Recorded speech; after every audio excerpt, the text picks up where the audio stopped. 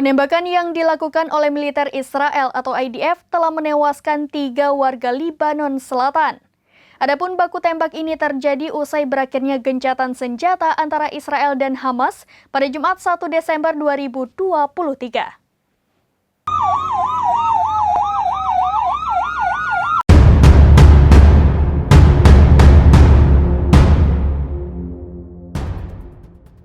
Penembakan oleh militer Israel atau IDF telah menewaskan 3 orang di Libanon Selatan berdasarkan laporan kantor berita Libanon. Baku tembak ini terjadi usai berakhirnya gencatan senjata antara Israel dan Hamas pada Jumat 1 Desember 2023. Kelompok Hizbullah Libanon yang didukung Iran, sekutu Hamas, mengatakan salah satu pejuangnya termasuk di antara mereka yang tewas pada hari Jumat.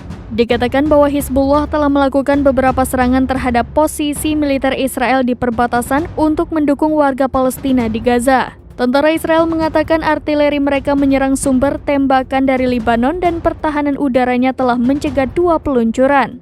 Sirine peringatan akan datangnya roket terdengar di beberapa kota di Israel Utara. Kantor Berita Nasional Libanon melaporkan bahwa 2 orang tewas akibat penembakan Israel di kota Houla di perbatasan Libanon dan 1 orang tewas di desa Cipain. Shakib Koteich, Kepala Dewan Kota, kepada kantor berita Reuters mengatakan wanita berusia 35 tahun dan anaknya tewas di Houla. Ia mengatakan keduanya adalah warga sipil. Hizbullah kemudian mengatakan salah satu anggotanya tewas di Houla. Sejak pecahnya perang Hamas-Israel pada tanggal 7 Oktober lalu, Hizbullah hampir setiap hari melancarkan serangan roket terhadap posisi Israel di perbatasan. Israel juga melancarkan serangan udara dan artilerinya di Libanon Selatan. Pertempuran ini merupakan pertempuran terburuk sejak Perang 2006 antara Israel dan Hizbullah.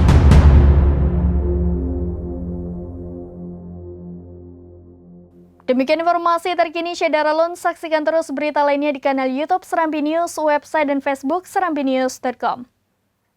Download Tribun X sekarang, menghadirkan lokal menjadi Indonesia.